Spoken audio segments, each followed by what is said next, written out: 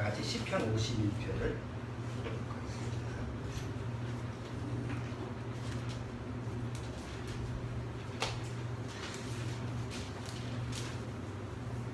자, 오늘 본문은 시편 51편 전체를 하지 않고 1절서부터 3절까지만 본문 내용을 같이 살펴보는데, 여러분들이 미리 읽어오실 때는 전체를 다 읽어오시기 바랍니다. 그래서 앞으로 몇 번에 걸쳐서 이 부분을 다룰지는 모르겠는데 한 3번, 4번 이렇게 많은 건 한 5번 예상이 되는데, 어쨌든 회개라고 하는 부분을 이해하기 시작했으니까 한번 제대로 한번 우리가 성경을 통해서 짚어보려고 합니다. 그래서 미리미리 예습을 하실 때 시편 51편을 꼭 읽어오시기 바랍니다. 자, 1절서부터 3절까지 우리 주어리가 1절서부터 3절까지만 큰 소리로 한번 좀 읽어보겠습니다. 자, 1절서부터 3절까지만 읽어주세요. 하나님이여, 주의 인자를 쫓아 나를 긍휼히 여기시며 주의 많은 자비를 쫓아 내 죄를 도와옵소. 나의 죄를 말같이 시키시며 나의 죄를 깨끗이 제하시고 제가 나는 내 죄를 아오니 내 죄가 항상 내 앞에 있나이다. 네, 좋습니다. 자, 다윗이 시편 51편의 그 시는 여러분들이 뭐 설교를 통해서 너무 많이 들었던 걸 거예요. 또 전도 집회 때도 꼭 나오는 주제죠. 그 다음에 수양회 때도 나오는 주제죠. 아마 시편 51편은 우리가 구원받은 모임에서는 가장 설교 중에서 많이 다루는 이런 내용입니다. 많이 다루는 내용임에도 불구하고 많이 모르는 그런 내용인 것 같아요. 다 안다고 생각하면서도 실제로는 잘 소화는 못하는 부분이 시편 51편 내용이기도 합니다. 그래서 다시 한번 여러분들이 이 내용을 많이 마음에서 깊이 좀 생각하고 묵상할 수 있는 이런 시간이 좀 되시길 바랍니다. 자, 그리스 신화에 나오는 불사신이 하나 있는데 아킬레스라는 불사신이 하나 있죠. 아킬레스 들어보셨나? 아킬레스건이라고 많이 얘기하는데, 아킬레스건이라고 하는 얘기를 어떤 의도로 쓰든가 어떤 때 쓰든가, 그 야구 선수한테도 그런 거 많이 쓰고 운동 선수한테도 많이 쓰는 단어이더라고요. 아킬레스건. 뭘까? 무슨 얘기를 비유해서 쓸까? 아킬레스건. 이름은 들어봤는지 잘 모르겠지? 잘 들어봐. 이 상식이야. 그 그리스 신화에 아킬레스라고 하는 그 불사신이 있는데 모든 게 완벽해요. 불사신이니까 죽질 않아. 그런데 약점이 하나 있죠. 뭐 약점이 뭐냐면 발 뒤꿈치야. 뭐 하필이면 또 발 뒤꿈치가 또 약점이야. 고기를 만약에 다치면 불사신이라도 죽어요. 근데 이제 마침 트로이 전쟁 때 그 적군의 그 파리시라고 하는 아주 적장이 있어요. 적장이 그 약점으로 알고 화살을 우연히 쐈는데 하필이면 그 아킬레스의 발 뒤꿈치를 탁 맞춰. 그게 죽어. 그때서부터 아무리 세상에서 완벽하고 강하고 이래도 약점이 있는 부분을 아킬레스건이다 이렇게 얘기해요. 지금도 운동선수한테 많이 있어요. 야, 저 선수가 아주 그냥 대단히 모든 게 완벽한데 저것이 문제의 약점이에요. 그렇죠? 그 아킬레스가 우리 신체 중에 어디예요? 발 뒤꿈치를 얘기합니다. 그래서 뭐 축구 선수 같은 경우에 이 발 뒤꿈치 아킬레스건이 만약에 다쳤으면 뭐 선수 생활을 끝내는 거지. 그런 선수가 제법 있었잖아요. 그래서 왜 아킬레스라고 얘기냐면 오늘 시편 51편에 보면 다윗의 아킬레스라고 하는 거에 대해서 한번 다뤄보려고 해요. 다윗은 요즘으로 얘기하면 완벽남입니다. 완전남입니다. 요즘은 완벽해. 그런데 그한테 약점이 하나 있어요. 스스로도 그 약점이 뭔지를 몰랐어. 그 약점이 바로 시편 51편 내용입니다. 그럼 다윗의 약점은 뭘까요? 다윗의 치명적인 약점은 뭘까요? 대부분의 사람들은 성욕이라고 합니다. 왜냐하면 시편 51편에 보면 다윗이 밧세바의 아내 그 누구예요? 우리아의 거꾸로 했구나. 우리아의 안에 바세바를 간음을 하죠.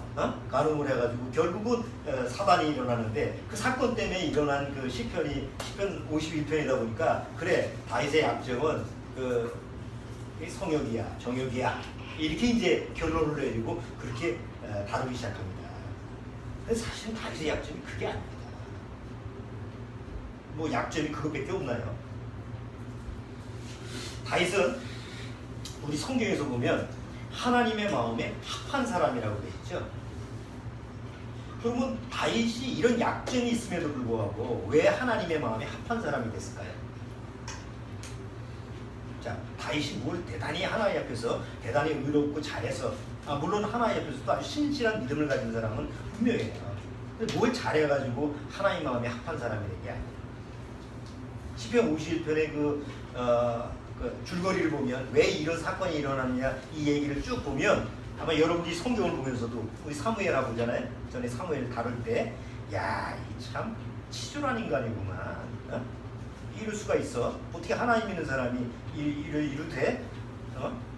이럴 정도로 굉장히 야비하고 아주 비열한 이런 모습을 취하는 게 다윗 아니었습니까? 근데 그런 인물임에도 불구하고 하나님은 다윗을 뭐라고 해요? 그래도 내 백성, 내 사랑하는 자녀야. 그리고 이스라엘 민족은 다윗을 참 저런 약점을 가지고 있고 남의 아내나 빼앗고 그리고 죽이고 나쁜 놈이구만. 그런 게 어떻게 우리 조상이야? 이렇게 생각하는 사람이 없어요. 이스라엘 민족 중 다윗은 뭐예요? 우리는 다윗의 자손이다. 아주 자부심을 가지고 있고 다윗 하면 우리 조상 중에서 가장 으뜸이다.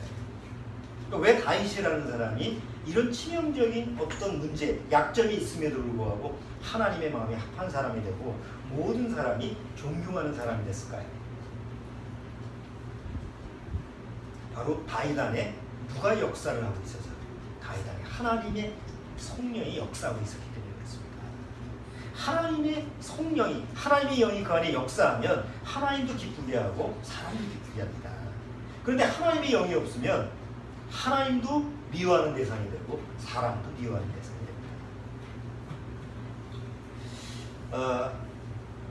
다윗 왕은 왕의 기름 부음을 받았으면서도 불구하고 사울 왕처럼 바로 왕이 되질 않죠.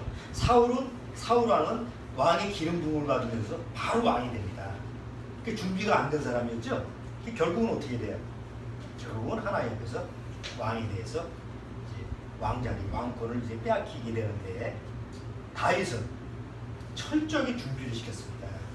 그래서 다윗이 왕의 기름 부음을 받았으면서도 불구하고 거의 한 10년 넘게 훈련을 받습니다. 사울왕한테 쫓겨다니면서 그냥 가장 비참한 환경까지 빠지면서 왕에 대한 훈련을 차곡차곡 쌓습니다. 그리고 나중에 이제 왕이 되죠.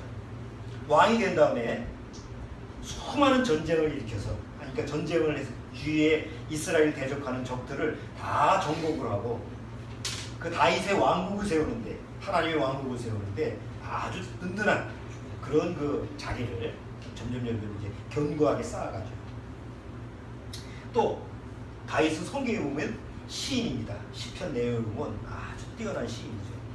또 음악가입니다. 예술가입니다. 또 용사입니다. 우리 사무엘 이 하보면 뭐 전쟁에서 지는 전쟁이 없어요. 아무 나갔다 하면 아주 백전백승이야. 그러니까 아주 용맹스럽고 뛰어난 용사죠. 전사나 마찬가지예요. 그러니까 완벽은 아니에요. 누가 봐도. 가정사는 어떻습니까? 아주 다복한 가정입니다. 9명의 아내와 그 다음에 또 거기에 다른 뭐 10명의 또 든든한 아들, 또 처뿐만 아니라 후초도 있었죠. 또 후초에서 나온 아들들. 그래서 뭐 많은, 옛날 왕은 가족들이 많잖아요. 후손들이 많잖아요. 그것처럼 다윗의 그 왕의 위치가 정치적으로나 아니면 가정적으로도 굉장히 든든한 그런 모습으로 다윗 왕이 아주 굳건한 모습을 취한 때가 시편 51편의 배경입니다. 자, 그 당시 나이가, 다윗 왕의 나이가 몇 살쯤 됐을까요? 그렇게 뭐 나라 왕으로서도 왕권이 아주 확고하고 또 가정적으로도 안정이 되고 자식들도 아주 그냥 다 성장해서 든든한 받침 역할을 하고 뒷받침 역할을 하고 그런 때가 다윗이 보통 우리가 세상 살아가면서 뭐 가정도 좀 안정이 되고 자식들도 크고 또 자기 사회적인 지위도 있고 그런 나이대가 언제입니까? 한 50대죠. 근데 그때 보통 세상에서도 50대가 그렇게 살만하면 뭐가 찾아옵니까? 위기가 찾아옵니다. 다윗이 그런 때입니다.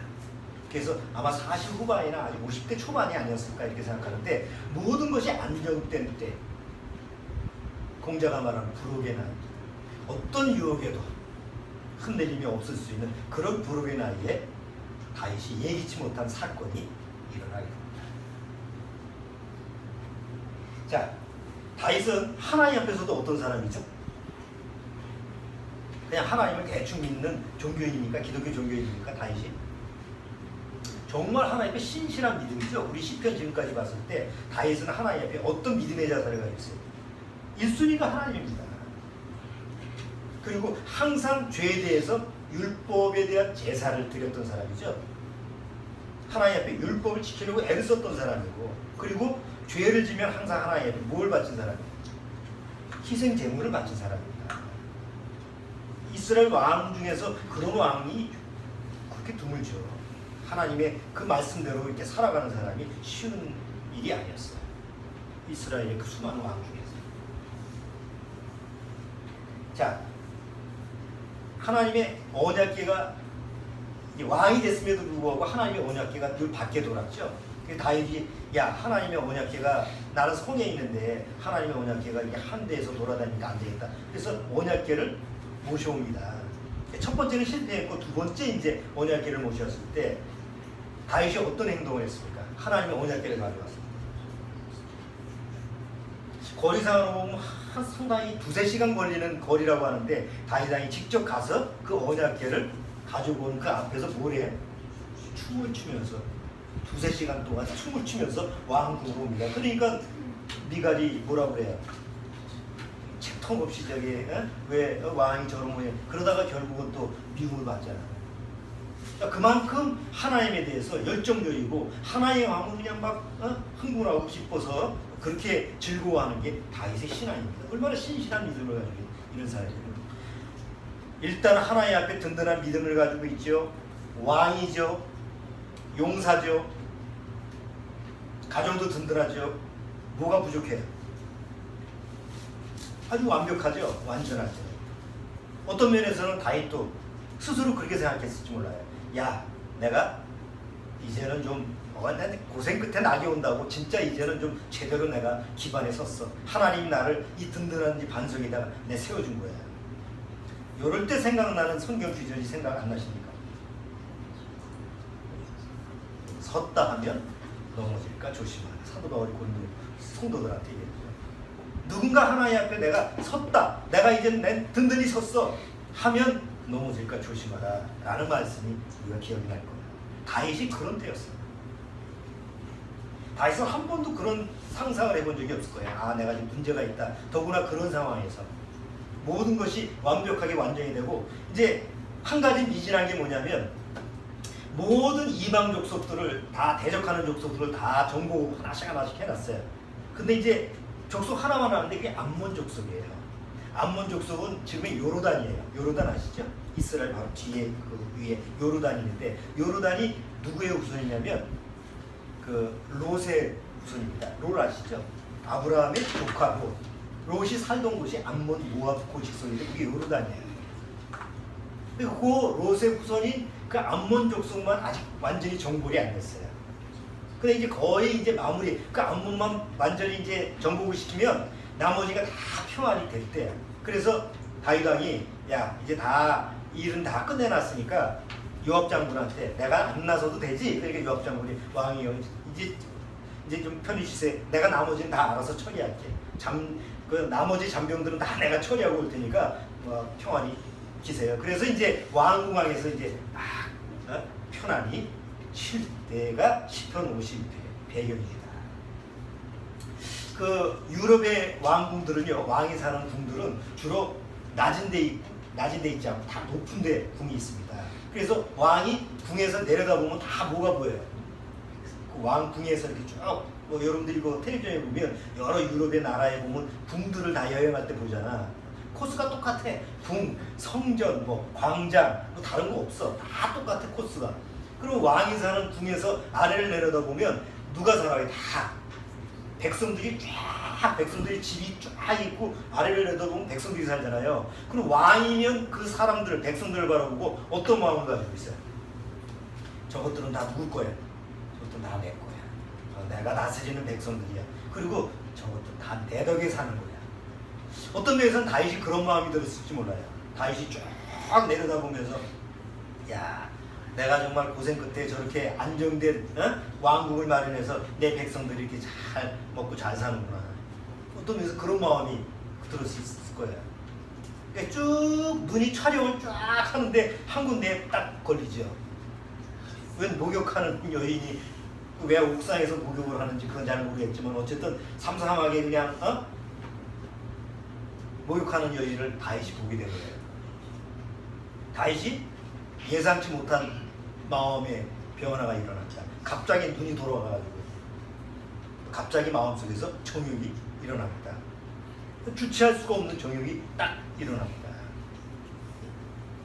나이가 언제라고? 불혹의 나이.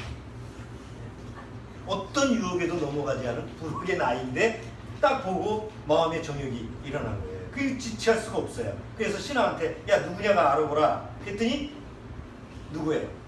우리야 용사, 우리야의 아내예요. 우리야가 그 당시에 누구냐면 이 사무엘하에 보면 이스라엘 민족의 다윗의 용사가 쭉 거론이 돼요. 다윗의 용사 중에 7인이 있었다. 또 다윗의 용사 중에 뭐 70인이 있었다. 30인이 있었다. 뭐 그런 게 나오죠. 3인, 7인, 30인 뭐 거기 보면 37인의 용사가 나오는데 37인의 용사 중에 우리야가 들어가요.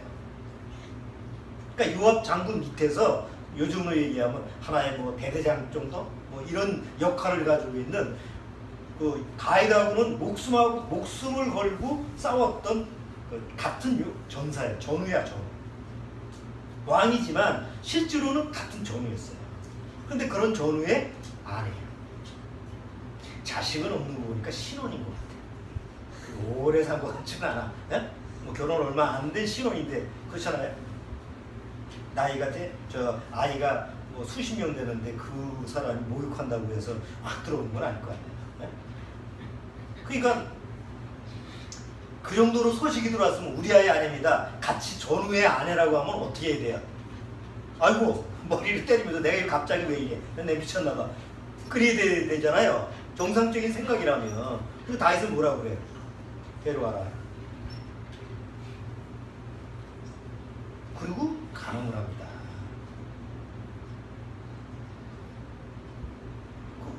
바세바도 문제예요. 아무리 왕이 불러가지고 시켰다고 해도 우리나라 사고 방식으로 치면 그렇잖아요. 절개를 지키고 그 뭐야 이게 몸에 지니고 다니는 그래 은장도래도 꺼내가지고 뭐 죽는다고 법적을 떨어야 되는데 왕이 불러가지고 그 나하고 같이 합방을 하자고 그러는데 그렇게 넘어가면 문제예요. 어쨌든 우리 사고방식하고는 좀 달라. 근데 어쨌든 그래서 간음을 하고 보내요. 그리고 다윗왕은 까맣게 잊어버립니다. 이상하지 않습니까? 어떻게 그런 일을 잊어버릴 수가 있죠? 근데 우리가 이상하게 생각할 필요가 없는 것은 우리가 우리 죄에 대해서 항상 어떻게 생각합니까? 우리가 매일 예를 들어서 오늘 아침에 눈 뜨고 저녁까지 생활하면서 우리가 알든 모르든 죄를 짓잖아요. 그럼 죄에 대해서 얼마나 기억하고 있습니까? 죄에 대해서 우리 자신이 얼마나 기억하고 있죠? 사실 기억을 못합니다. 내가 무슨 죄를 졌지? 내가 누구한테 상처를 주고 누구한테 거짓말을 하고 내가 마음속에서 뭐 나쁜 마음 그런 것이 순간순간은 이게 죄다라고 생각하지만 딱 지나가 버리면 잊어버리는 게 죄라는 겁니다. 다윗도 까맣게 잊어버렸어요. 그런 어마어마한 사건을 일으켰는데 까맣게 잊어버리고 다윗 자신도 내가 뭐 잘못한 게 있나 하고 나서 지나가 버린 거예요. 조용만 채우고 끝나버린 거예요. 그런데 조금 있다가 소식이 하나 옵니다. 내가 임신을 했다고. 적어도 임신을 한 걸 아는 건 몇 개월이 지나는 거예요. 이튿날 얘기할 수는 없잖아. 네? 지금은 의학이 발달됐으니까 3개월만 돼도 뭐 임신했냐 안 했냐 그 약국에 가서 그거 사가지고 리트머스 그거 사줘야 하면 되지만 요즘은 옛날 같으면 그걸 알 수가 없어. 그러니까 보통은 늦어야 한 4, 5개월 돼야지 알 거 아니에요. 그러니까 4달이나 5달 정도 다이슨 어떻게 사는 거야? 까맣게 잊어버리고 자기가 뭔 일을 했는지도 모르고 그냥 지나간 거예요. 그게 죄라는 거예요. 그러니까 다윗의 아킬레스건은 성욕이 아니에요. 뭐예요? 자기 죄와 한 번도 마주쳐 본 적이 없는 사람이에요. 그가 하나님을 모르는 사람이 아니에요. 그가 구원을 받았느냐 안 받았느냐 그 성경을 통해서 언제 구원받았는지는 우리가 알 수가 없어요. 그가 구원을 받았든 안 받았든 간에 중요한 것은 그는 자기 죄와 한 번도 직접 마주쳐 본 적이 없었던 사람이에요. 그게 약점이에요. 이게 다윗만의 약점일까요? 아닙니다. 이건 누구나 하나님 앞에서 죄인이라면 다 가지고 있는 아킬레스건이에요. 그런데 대다수 사람들이 그런 거에 대해서 의식을 못하고 살죠. 여러분들은 그거 의식합니까? 내가 죄를 진다는 건 알지. 내가 죄인이라는 사실을 알지. 그 죄와 나하고 한번 대면해야 되겠다. 한번 만나야 되겠다. 이런 부분에 대해서 정말 진지하게 생각하는 사람은 구원받아도 거듭나도 찾기가 쉽지 않아요. 그래서 문제가 되는 거예요. 여러분 잘 한번 생각해 보세요. 하나님이 죄에 대한 부분에 대해서 심각하게 얘기한 때가 있었는데 언제냐면 가인 때예요. 가인 때 아시죠? 가인이 아벨하고 하나님께 예물을 드렸는데 하나님이 누구 걸 받았어요? 아벨은 받았는데 가인 건 안 받아줬어요. 그러니까 가인이 마음에서 막 분이 가득하죠. 결국은 어떻게 해요? 막 분이 가득해. 그때 하나님이 뭐라고 그래요? 막 분이 가득할 때 하나님이 기억 잘 안 나십니까? 자, 창세기 한번 보시죠.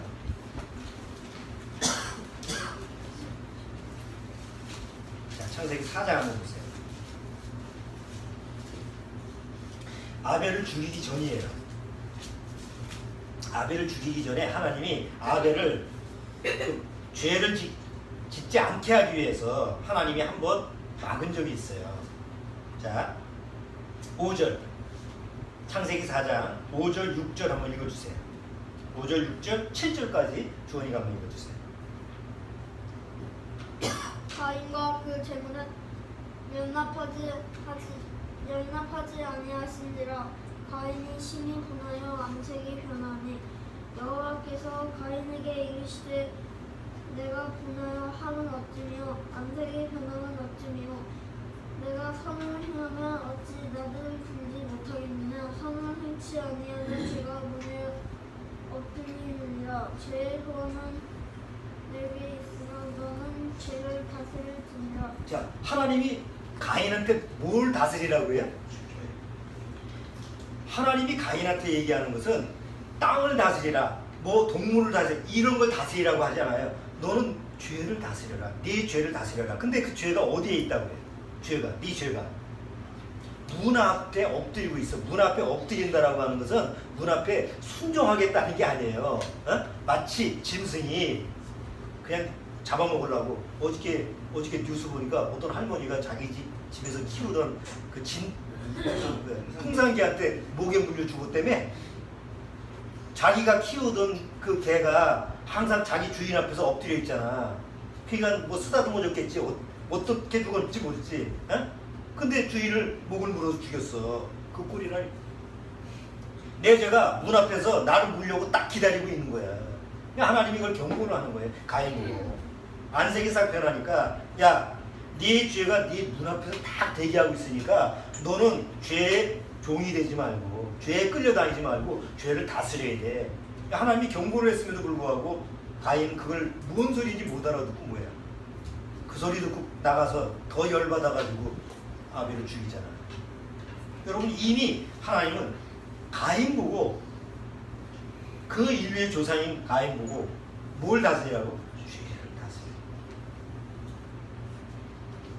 대다수 사람들은요, 기독교인들도 마찬가지고 대다수 사람들은요 죄에 대해서 뭐라고 생각하냐면 마치 죄는 곰팡이, 세균, 뭐 바이러스 이런 것처럼 생각합니다.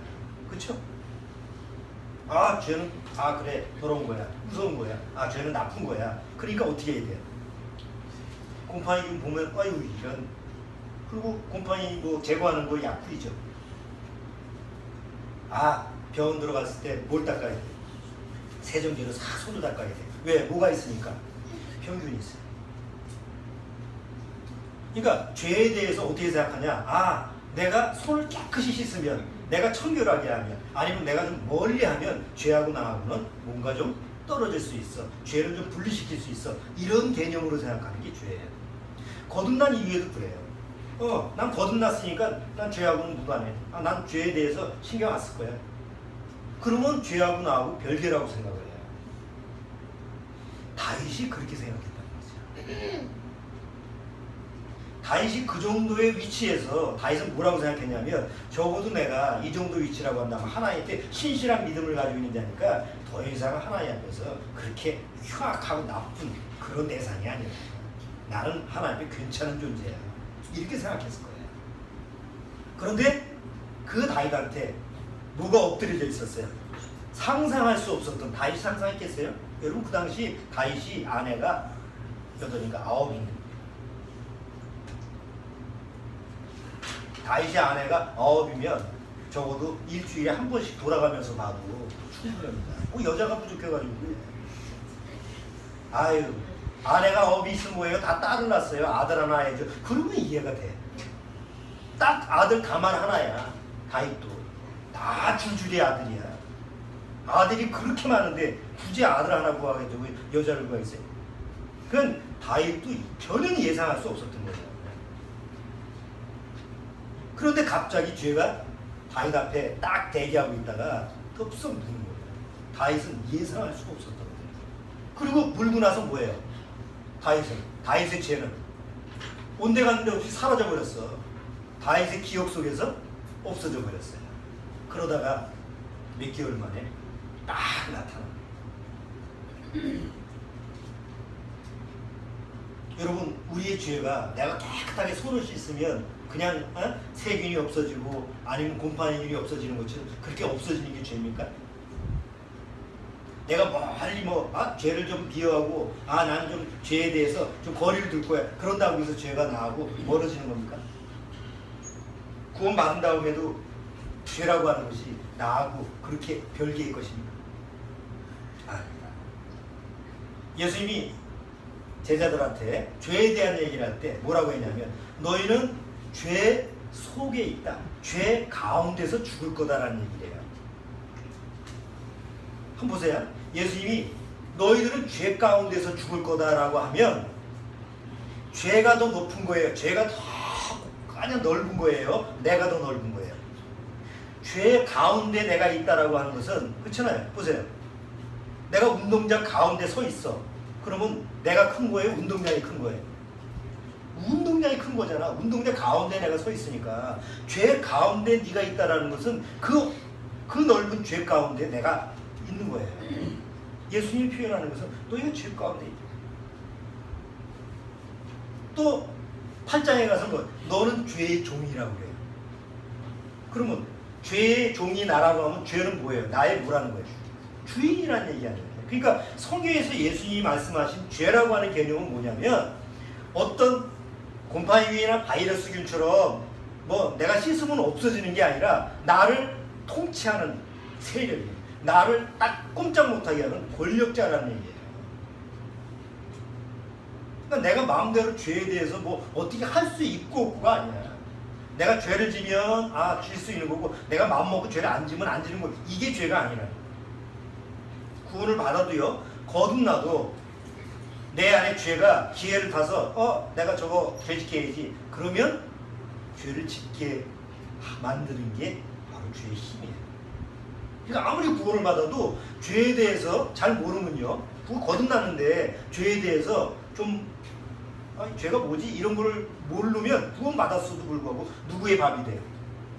죄의 밥이 되는 거예요. 그래서 행복하지 못하는 거예요. 그래서 신앙생활이 즐겁지 못하는 거예요. 맨날 죄에 끌려다니거든. 죄사함을 받았다고 하면서도 죄에서 해방을 받지 못하니까 이게 행복하지 못하는 거예요. 하나님은 그걸 원하시지 않는 거예요. 그래서 하나님이 원하시는 게 뭐냐면 한 번은 죄하고 마주쳐야 돼요. 정말 하나님 앞에서 구원받는다는 건 뭐냐면 그 사람이 자기 죄에 대해서 한 번은 1대1로 딱 맞짱을 떠야 돼. 대면을 해야 돼. 그런 사람만이 진짜 구원의 그 생명이 있는 거예요. 한 번도 자기 죄하고 마주친 적이 없어. 한 번도 자기 죄하고 대면해 본 적이 없으면 구원은 그건 의심스러워. 아무리 목사라 하더라도 저 사람은 왜 목사인데도 왜 저런 모습이지? 그 사람은 한 번도 그 죄하고 딱 대면해 본 적이 없는 사람. 왜냐하면 대다수 사람들이 죄하고 딱 마주치기를 좋아해요, 싫어해요? 사실 원하지 않아요. 일단 내 안에 죄가 그걸 허용을 안 해요. 딱 죄가요, 내 안에 죄가요, 딱 주인 노릇하잖아요. 왕 노릇하면서도 절대 나에 대해서는 죄하고 마주치지 않게 해요. 왜? 마주치면 죄가 뭐라는 게 들통이 나니까. 그래서 철저하게 내 안에 죄는요, 나를 비켜가. 항상 어긋나. 얘가 일로 가면 나는 일로 가고. 그래서 순간 딱 죄를 져서 지나치면 이게 죄인가? 하고 지나가면 기억을 못해요. 그리고 죄에 대해서는 절대 죄는 그 죄를 기억하지 않게 망각하게 해요. 그래서 사람들이 대다수 사람들이요, 죄하면 그냥 내가 좀 나쁘게 살았나 보다. 내가 좀 남한테 많이 해코지 했지? 이런 정도로 그냥 넘어가는 겁니다. 정말 하나님의 구원받은 사람은 하나님이 그걸 허용을 안 해요. 그래서 다윗 같은 인물이요, 그런 부록의 나이에 이런 문제가 딱 닥쳤을 때 한번 생각해 보세요. 하나님이 정말 다윗을 사랑했다고 한다면 죄를 짓게 하지 않으려면 하나님이 개입하시면 되잖아요. 자, 쫙 보다가 누가 모욕하는 여인이 있어. 아유 가늠하지 말라고 그러지. 십계명에 나오고 율법에 나오는 거 아니에요. 그리고 빨리 율법을 생각하고 십계명을 생각하게 하고 빨리 머리를 털게 하고 정 조용히 이러면 8명의 아내가 있었다고 그랬잖아. 그 중에 마음이 원하는 거 부르면 되는 거 아니야. 아니 지가 가든지. 하나님이 그렇게 마음을 바꿀 수 있잖아요. 신학에서 누구냐? 우리 내 전우 중에서 우리 아의 아내입니다. 아내다. 그래? 참 예쁜 아내를 뒀구나. 참 부럽지만 참 끝나면 되는 거 아니야. 양심이 살게끔 만들면 되는 거 아니에요. 근데 어떻게 하나님은 철저하게 내버려 뒀을까요? 지난주 얘기했죠. 그냥 지고집 들어오면 하나님이 어떻게 한다고? 내어버려 두신다. 하나님의 성품이다. 그래서 다윗을 내어버려 두는 거예요. 왜? 다윗은 한 번도 자기 죄하고 대면해 본 적이 없기 때문에 하나님이 이번 차에 다윗으로 하여금 진짜 자기 죄하고 한번 부딪히게 해야 되겠다. 한번 만나게 해야 되겠다. 그래서 그냥 놔두시는 거예요. 여러분, 다윗한테는 굉장히 비참한, 굉장히 끔찍한 그런 순간이지만 사실은 다윗한테는 축복의 기회가 되는 거예요. 우리가 성경을 통해서 사도 바울이 이런 말씀했어요. 죄가 더한 곳에 뭐래? 죄가 더한 곳에 은혜가. 그래서 이걸 구원을 못 받은 사람은 항상 뭐라고 생각해요? 죄를 많이 져도 되는구나 해서 합리화시키는데 그 얘기가 아니잖아요. 죄가 더한 곳에 오히려 사람들로 하여금 죄와 대면해서 죄와 마주치게 해서 오히려 그 죄에 대해서 어떻게 하나님이 은혜를 베푸느냐라는 것을 하나님은 깨우쳐 주시고 원합니다. 다윗한테는 그런 순간이 옵니다. 자,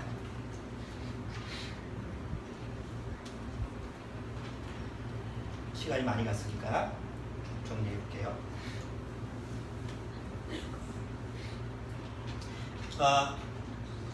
밧세바가 임신을 하고 나서 왕한테 전가를 보냈어요. 내가 왕으로 하여금 임신을 했습니다. 다윗이 그 소식을 들었을 때 어땠을까요? 네? 어떤 마음이 들었을까요? 자기는 까맣게 잊어버렸어. 그래, 하룻밤 지난 거야. 그리고 까맣게 잊어버렸는데 어느 날 정갈이 왔어. 당신의 애를 뵙습니다. 네?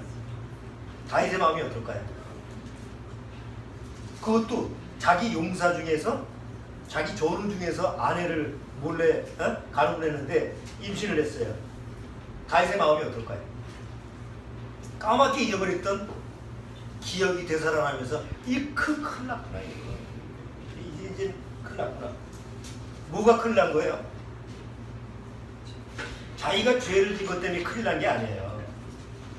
야, 이게 들통이 나면, 이게 탄로가 나면 내 위신이 땅에 떨어지고 내 체면이, 물론 그 당시의 왕은요, 우리나라도 그렇지만 그 당시의 왕은 사실 그런 일을 해도 돼요, 안 돼요?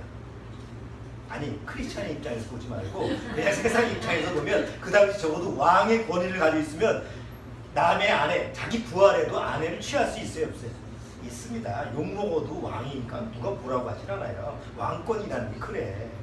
그런데 적어도 다윗 왕은 어떤 사람이에요? 하나님을 믿는 백성이고 하나님을 아는 사람이잖아요.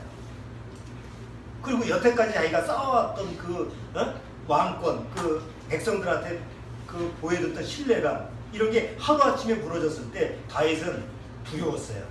뭐가 두려운 거예요? 내 위신이, 내 체면이, 내가 지금까지 좋았던 그런 인상이 다 어그러지면 어떡하지? 그리고 내 아내들, 내 8명의 아내들, 내 아들들, 야, 그 자식들 보기에 얼마나 내가 또 그럴까? 얼마나 낯뜨거울까? 여러분, 죄에 대해서 두려워하는 거예요? 아니면 자기 자신에 대한 위신 때문에 두려워하는 거예요? 뭐에 대한 두려움이죠? 다윗이 가지고 있는 두려움. 절대 죄에 대한 두려움이 아닙니다. 여러분, 모든 사람들이 죄에 대해서 무슨 회개를 해요? 하나님께 회개를 하는데 무슨 회개를 해요? 하나님, 나 이런 죄인입니다. 교회 나가면 다 회개하잖아. 나 이거 잘못했습니다. 뭐 했습니다. 뭐 했습니다. 잘못했습니다. 라는 그 회개의 근본 뿌리는 정말 하나님 앞에서 자기 죄에 대해서 대면하는 게 아니에요. 그 죄 때문에 오는, 자기한테 오는 불이익 때문에. 하나님, 내가 누구를 위하고 누구를 했는데 용서해 주세요.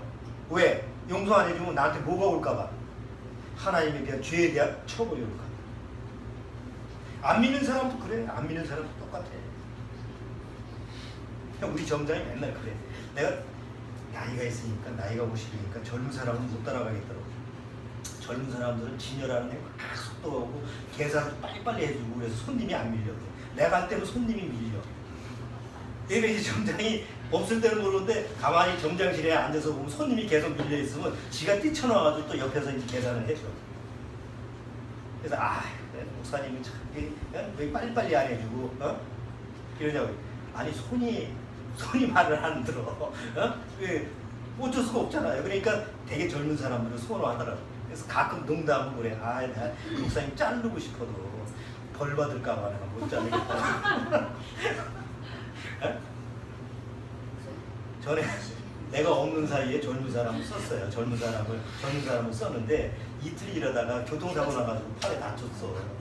그래서 지가 이제 나머지를 채우느라고 힘들어 죽겠다고 나중에 그러더라고. 그러면서 내가 목사님 자르고 싶어도 그냥 벌 받을까봐 못 자른다. 농담처럼 얘기하지만 마음속에서는 뭐가 있는 거예요?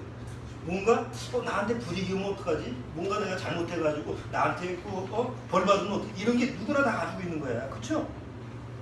그러니까 하나님 앞에서 회개하라고 하면 대개 마음속에서 어떤 마음으로 회개하냐면, 내가 회개를 해야지 하나님이 나를 볼 때 화를 안 내실 거야. 내가 이 죄를 졌어도 용서하고 벌을 안 내실 거야. 내가 지옥 보내진 않겠지. 이런 마음으로 회개를 하는 거예요. 근데 그건 회개가 아니지. 그런데 다 보통 대개 기독교인들이 다 하나님 앞에서 회개한답시고 그런 회개를 하는 거예요. 그런 회개는요, 애들이 뭐 잘못하면 엄마 앞에서 뭐 잘못했어. 그럼 엄마가 회초리 들고 너 왜 잘못했어? 그럼 뭐라고 그래요? 막 빕니다. 울며 빕니다. 그럼 애가 진심으로 자기가 잘못한 걸 뉘우쳐요? 애들이 그렇습니까? 그러면 다시는 그런 일을 하면 안 되잖아. 근데 그 다음날 가면 똑같은 일을 또 반복해. 그럼 그 전에 잘못했다고 비는 건 뭐예요? 엄마한테 혼나지 않으려고 사실 싫어한 거거든. 하나님 앞에서 회개한답시고 회개하는 사람의 그 회개가 잘못된 이유가 뭐냐면 회개를 했으면 다시는 그 죄를 저지르면 안 되잖아요. 근데 똑같이 뭐예요? 아 내가 아무 개를 미워했습니다. 하나님 용서해 주세요. 근데 그 다음날은 또 보면 미워 안 미워? 회개했다고 해서 안 미워지는 게 아니라 또 미워. 그러니까 그런 거를 성경에서 회개라고 하진 않아요. 근데 대다수 기독교인들은 그렇게 자기한테 오는 불이 뭐가 하나님이 잘못하면 나한테 벌 주시지 않을까? 이런 것 때문에 하나님 앞에서 용서를 비는 걸 회개라고 생각합니다. 다윗도 그렇게 생각했을 거예요. 전까지는. 뭔가 잘못하면 하나님 앞에서 야, 너 죄지면 번제 뭐 희생제물 가져오랬으니까 하나님 앞에 희생제물 드리는 걸로 나 다 해. 끝났어. 내 죄에 대해서 해결했어. 이렇게 생각했을지 몰라요. 그랬을 거야. 왜냐하면 시편 51편 뒤에 보면 하나님이 번제를 기뻐하지 아니하시고 하나님이 희생제물을 기뻐하지 아니하신다고 뒤에도 기록을 해놨거든. 그걸 깨달은 거죠. 자, 그런데 그런 다윗이 이제는 죄하고 딱 마주치게 된 거예요. 그런데 어떻게 했다고요? 밧세바가 소식을 보내니까 다윗이 어떻게 해요? 아이고 내가 큰일 났다. 잘못했구나. 빨리 빌어야지. 이게 아니고 야 이거 큰일 났네. 이거 내 위신이 땅에 떨어지면 이거 그런 두려운 마음에 야 이거 내 죄를 빨리 철저하게 완전 범죄로 만들어야지. 그래서 불이 나게 전가를 보내서 누구를 오라고 그래요? 지금 전장에서 한참 전쟁을 벌이고 있는 우리아를 다시 송환시켜서 오라고 합니다. 빨리 당장 뛰어와. 그러니까 왕이 명령이니까 그냥 총알같이 뛰어가지. 야 너무 수고한다 너. 오늘 집에 가서 쉬어라. 뭐 앞뒤 가리지 않고 그냥 쉬려는데 뭐. 근데 우리아는 어떤 사람이에요? 아주 믿음이 그냥 너무 믿음이 좋아도 안 좋아. 아주 충실한 사람이야. 대충 그러면 야, 휴가를 주셨으니까 왕이 나를 굉장히 좀 기특하게 여기는구나, 좋아하는구나. 그러면 즐기면 되는 거지. 믿음이 얼마나 대단하다고. 안 됩니다. 다른 용사들은 다 전쟁에 나가 있는데 나만 질 수 없습니다. 그래서 집에 들어가지도 않고 왕궁에서 딱 대기하고 있죠. 왕이 그 소식을 듣고 이 자식이 이게 내 속마음을 모르고 그래서 하루는 더 잔치를 딱 진하게 하고 술도 많이 먹이고 집에 들어가라니까 들어가야 안 들어가. 술 취했는데도 안 들어가. 술김에 들어가라니까 술 취했는데도 안 들어가. 얼마나 그 마음의 자세가 고든 거예요. 거기에 비해서 다윗은 우리아에서 보면 믿음이 뛰어난 사람이에요. 신실한 사람이에요. 그럼에도 불구하고 죄의 종로로 타면 꼼짝 못해요. 다윗 같은 사람. 그러니까 안 되겠다. 저거 죽여야지. 뭐 이거 완전 범죄가 되기 위해서는 안 되겠구나. 그래서 왕에 대해 요압한테 전가를 보내죠. 상황을 봐가지고 가장 치열한 전투장에 얘만 보내. 얘 혼자 보내면 안 되니까 따라 보내. 요압 우리 전쟁에 나가서 죽이라고 했을 때요. 사무엘을 자세히 보시면 우리아만 죽질 않았어요. 우리아를 따라간 뭐야 그 따라간 사람은 이유도 몰라. 따라간 몇몇 용사들도 같이 따라 죽었어. 왜? 걔네들만 남겨놓고 싹 빠져나왔으니까. 그러니까 한 사람만 죽인 게 아니야. 더불어서 아무 이유도 모르고 그냥 자기 신하를 갖다가 같이 죽여버리고. 요압한테 정관이 왔습니다. 왕의 명령대로 했더니 우리아가 죽었다. 그러니까 다시 정관을 보내서 야 전쟁에 나가면 이리 죽고 저리 죽고 다 죽는 거예요. 걱정하지 마. 그리고 끝납니다. 그리고 밧세바를 데려와서 어떻게 해요? 자기 아내로 삼습니다. 그러니까 그 내용만 보면 이 사람이 정말 믿음이 있는 사람인가? 정말 하나님을 믿는 사람인가? 정말 여태까지 다윗의 우리 모습을 보면 이렇게 하나님 앞에서 신실한 사람이었던가 의심의 여지가 있죠. 근데 저는 이렇게 생각해요. 시편 51편에 이런 사건이 없었다고 한다면 과연 다윗이 진짜 하나님께 구원받은 사람일까? 라는 의심은 없어지지 않을 거예요. 왜? 문제가 없었던 사람이 다윗은 어떤 하나님 앞에서 죄의 문제가 없었던 사람이거든요. 그냥 처음부터 어릴 때부터 끝까지 죽을 때까지 그가 하나님 앞에 이렇게 믿음으로 살았다고 하면 제가 구원받은 입장에서 봤을 때는 과연 그가 죄에서 거듭난 사람일까라는 흔적이 없었어요. 근데 이 사건 이후로 다른 건 몰라도요. 다윗은 정말 100% 구원받은 사람에 대해서는 의심의 여지가 없어요. 왜? 다윗은 진짜 회개한 사람이에요. 조금 이따 누가 오죠? 누가 옵니까? 나단 선자를 하나님이 보냅니다. 다윗은 완전 범죄라고 생각했어요. 이제 죽였죠. 이게 씨까지 죽였어. 우리아의 남편까지 죽였어. 그리고 아내를 이제 어차피 그냥 놔두면 안 되잖아. 애를 낳았으니까. 전쟁에 나가는데 애를 낳았다고 그러면 사람들이 물어볼 거 아니야. 야, 너는 어떻게 전쟁에 남편이 멀리 나가는데도 애를 낳냐? 뭐했냐? 그러면 시끄러울 거 아니야. 그러니까 데려서 아내를 삼은 거예요. 자, 여기까지 가면 다 넘어갈 수 있는 부분인데 하나님이 나단 선자를 보냅니다. 나단 선자가 와서 왕 앞에서, 내가 왕 앞에 물어볼 질문이 하나 있는데요. 어떤 사람이 재산이 많고 양도 많고 뭐 소도 많고 그러는데요. 집에 손님이 찾아왔답니다.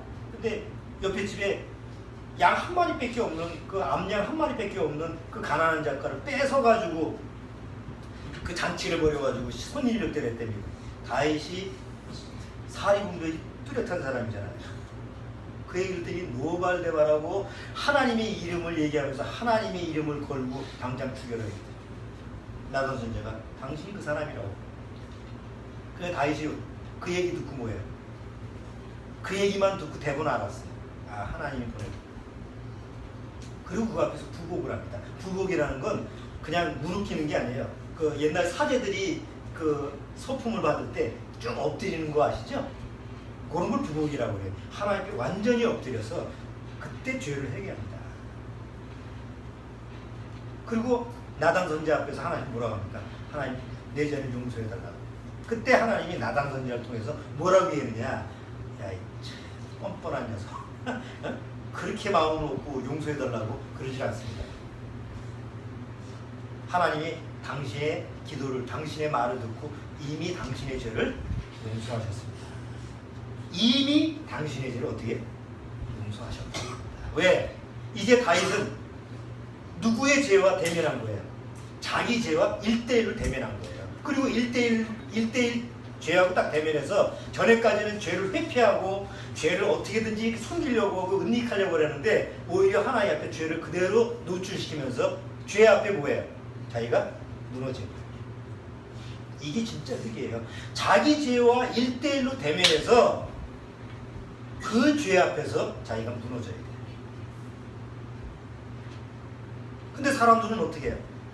대개 크리스찬이라고 하는 사람, 죄를 피하려고 하고 죄를 변명하려고 하고 아니면 죄하고 막 나하고 관계없이 그냥 아예 그냥 부정하고 그러다가 가끔 뉴스 보면 맨날 그러잖아.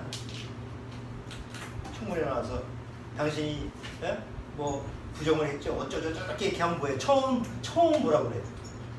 처음은 부정합니다. 난 절대 아닙니다. 그다음 증거되면 뭐라고 그래요? 내가 그러려고 하는 게 아니라 옆에서 누가 시켰습니다 하고 변명을 하죠. 그리고 끝까지 물고 나서 당신이 죄라고 그러면 뭐라고 그래요? 그 다음에 가서 그제서야 어쩔 수 없이 이뤄내는데 좀 용서해달라고 그러죠. 똑같아 코스가. 다윗도 마찬가지예요. 처음에는 부정을 하고 그 다음에 변명을 하고 뒤집어 씌우고 그러려다가 결국 나중에 하나님 앞에서 그 1대1로 하나님이 죄하고 딱 맞부딪히게 하니까 거기서 하나님 앞에 무너지면서 나는 하나님 앞에서 죄인입니다. 근데 그냥 죄인이라고 깨달은 게 아니에요. 자기 죄하고 1대1로 대면해서 무엇을 깨닫게 됩니까? 아, 내 죄가 어떤 거구나라는 걸 진짜 깨닫습니다. 그건 다음 주 얘기고, 오늘은 시편 51편 1절, 2절, 3절에서 다윗이 어떤 사건이 있어요? 다윗이 내 죄가 어디 있다고 그래요? 내 죄가 어디에 숨어 있고 내 죄가 어디 비껴가고 이런 게 아니죠. 내 죄가 항상 내 앞에 있는, 이게 중요해요. 내 죄가 항상 내 앞에 있다라는 게 인식이 된 사람, 이 사람이 진짜 위대한 사람. 되게 거듭난 사람들이 뭐라고 얘기하냐면 난 죄 없어. 아니 목사님들이 다 그렇게 설교를 하더라고. 그래서 그 당시에 그런 설교를 하길래 내가 아니 죄가 용서받은 거지 어떻게 죄가 없어진 거예요? 이렇게 따지니까 당돌하다고. 아니 사실이 아니야? 구원받았다라는 건 죄가 없어진 게 아니잖아. 죄에 대한 그 처벌이 없어진 거잖아요. 여전히 죄는 있잖아. 근데 거듭났다고 하면서도 되게 거듭났다라고 하는 구원파의 얘기를 들어보면 그런 얘기를 해요. 아, 우리는 예수님을 말미암아 다 죄상 받았으니까 나는 이제 죄하고 상관없어. 그러니까 똑같아지는 거예요. 그래서 유병원이 나오는 거 아니에요. 그래서 세월호가 침몰한 거 아니에요. 아주 죄하고 아주 자기하고 관계없이 여기니까 그냥 죄에 대해서 마음대로 죄도 된다는 이런 식으로 나가는 거예요. 근데 다윗은 뭐라고 그래요? 내 죄가 항상 어디 있어요? 구원을 받기 전이든 구원을 받은 이후든 육신이 있는 동안에는 항상 내 죄가 어디 있어요? 내 앞에 있나이다. 이게 중요해요. 구원 받아도 내 죄가 항상 내 앞에 있다라는 걸 알아야 돼요. 그래서 나를 주시하고 있어. 기회만 있으면 또 종로를 시키려고 해. 그러니까 내 죄가 항상 내 앞에 있다라는 걸 아는 사람은 그 죄를 바라보면 손대잖아요. 어휴, 내 죄가 나를 째려보고 있어. 노려보고 있어. 그럼 어떻게 해야 되지? 아, 그럼 내 눈길은 죄를 같이 째려보면 안 되죠? 죄하고 나하고 눈싸움하면 누가 이겨요? 죄가 이깁니다. 구원받았다고 해서 내가 이기는 게 아닙니다. 죄가 나를 째려보면 나 누굴 바라봐야 돼? 예수님을 바라봐야 돼. 죄의 승리자는 예수님을 바라봐야지 내가 이기지. 나 구원받은 사람이야. 너하고 나하고 한번 눈싸움 해줘요. 바로 죄한테 집어삼킵니다.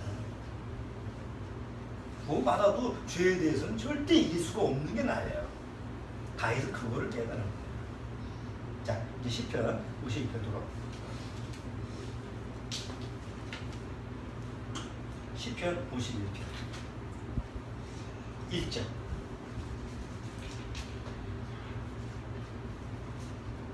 자, 하나님이여 주의 인자를 쫓아 나를 긍휼히 여기시며 주의 많은 자비를 쫓아 내 죄가를 도말하소서. 내 죄를 없애주세요. 자기 자신에 대해서 자기 죄를 어떻게 하겠다는 얘기가 전혀 없잖아요. 그러면서 나의 죄악을 맑게 시키시며 나의 죄를 깨끗이 제하소서. 대저 나는 죄가를 뭐 한다고 했어요? 나는 이제 진짜 내 죄가를 아오니, 내 죄가 무엇인지를 아오니 내 죄가 항상 뭐예요? 내 앞에 있나이다. 여기 죄는 신스가 아니에요. 복수가 아니에요. 내 죄가 신이에요. 단수예요. 내 죄가 항상 내 앞에 있습니다. 정말 하나님을 멀리하고 하나님을 내 안에 두기 싫어하고 하나님 말씀을 싫어하는 그 죄라는 것이 딱 내 앞에 항상 있군요. 이걸 시인합니다.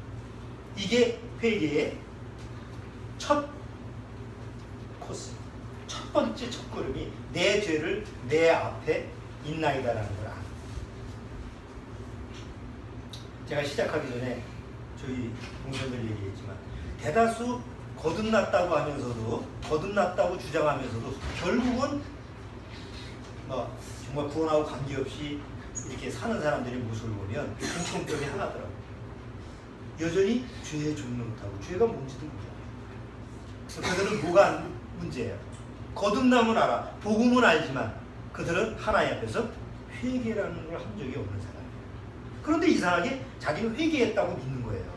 그래서 다시는 회개할 기회가 와야 하나요? 너무 안타까워. 그래서 옛날에 그래요. 야, 처음 우리가 상담할 때 일방적으로 사람을 붙들어 놓고 자꾸 하나님 앞에서 당신은 죄인이다, 회개해라. 좀 주입식 상담을 했구나. 죄인을 만들었구나. 결국은 그래서 가짜 죄인을 만든 거예요.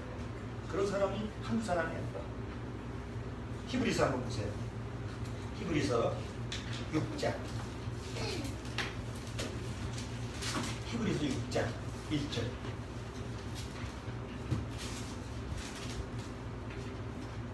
히브리서 6장 1절.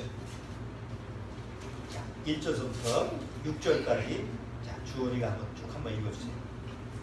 그러므로 우리가 그리스도의 초보를 버리고 죽은 행실을 회개함과 하나님께 대한 신앙과 세례들과 안수와 죽은 자의 부활과 영원한 심판에 관한 교훈의 저를 다시 삭제하고 완전한 데 나아갈지니라. 하나님께서 허락하시면 우리가 이것을 하리라. 한 번 비침을 얻고 하늘의 은사를 맛보고 성령을 참여한 바 되고 하나님의 선한 말씀과 내세의 능력을 맛보고 타락한 자들은 다시 새롭게 하여 회개케 할 수 없나니 이는 자기가 하나님의 아들을 다시 십자가에 못 박아 흔들이 유혹을 보입니다. 잘 읽었어요. 여기 6장 1절 보면 그대로예요. 여태까지 많은 사람들이 복음을 듣고 구원을 받았다고 시인을 하는데, 자 보세요.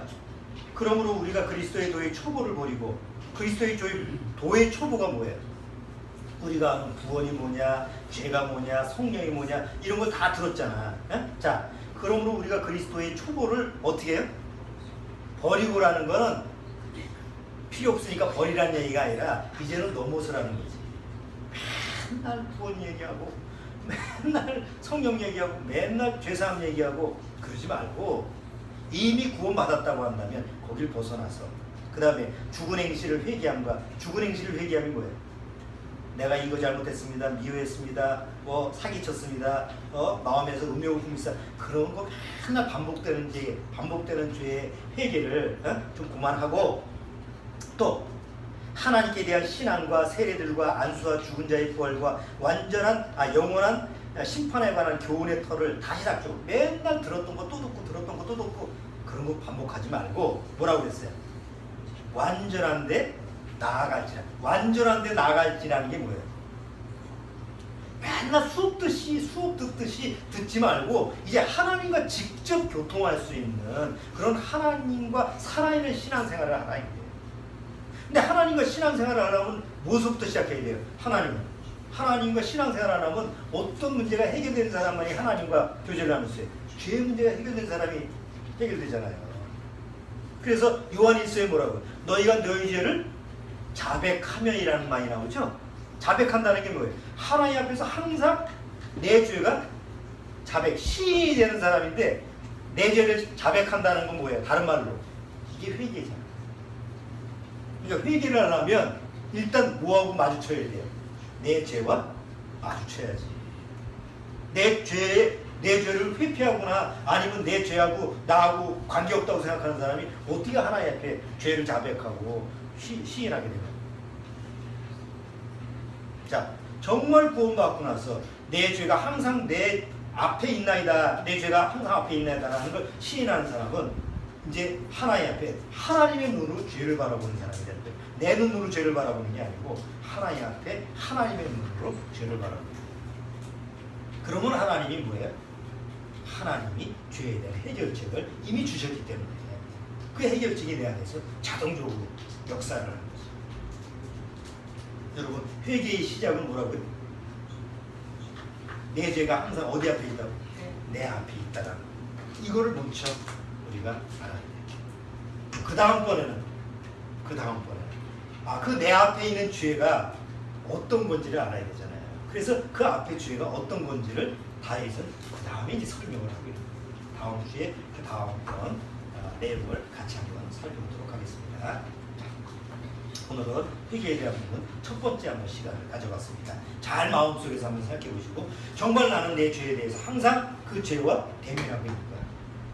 그 죄에 대해서 그냥 뭐 회피하거나 뒤돌아 있거나 아니면 무시하고 그런 게 아니라 하나님 앞에서 그 죄를 정말 하나님의 눈으로, 내 눈으로 보면 안 돼요. 하나님의 눈으로 그 죄를 직시하고 있는지 한번 자기 스스로 점검해 보시기 바랍니다. 자, 다음 주에 계속 이어나가니까 시편 51편을 또 한번 진지한 마음으로 보시기 바랍니다. 자, 기도하고 오늘 말씀을 주님 감사합니다. 정말 시편 51편을 통해서 다시 한번 하나님께 진짜 회개를 할 수 있는, 또 회개를 한 사람이라는 것을 확증을 할 수 있도록 주님께서 말씀으로 우리 안에 역사해 주옵소서. 정말 하나님 앞에서 진짜 회개를 하지 않는다면 아무리 교회를 오래 다녀도, 아무리 내가 믿음 좋은 사람이라고 드러나도 결코 하나님 앞에서 온전한 사람으로 설 수가 없다는 걸 기억하게 하옵소서. 예수님의 이름으로 기도합니다.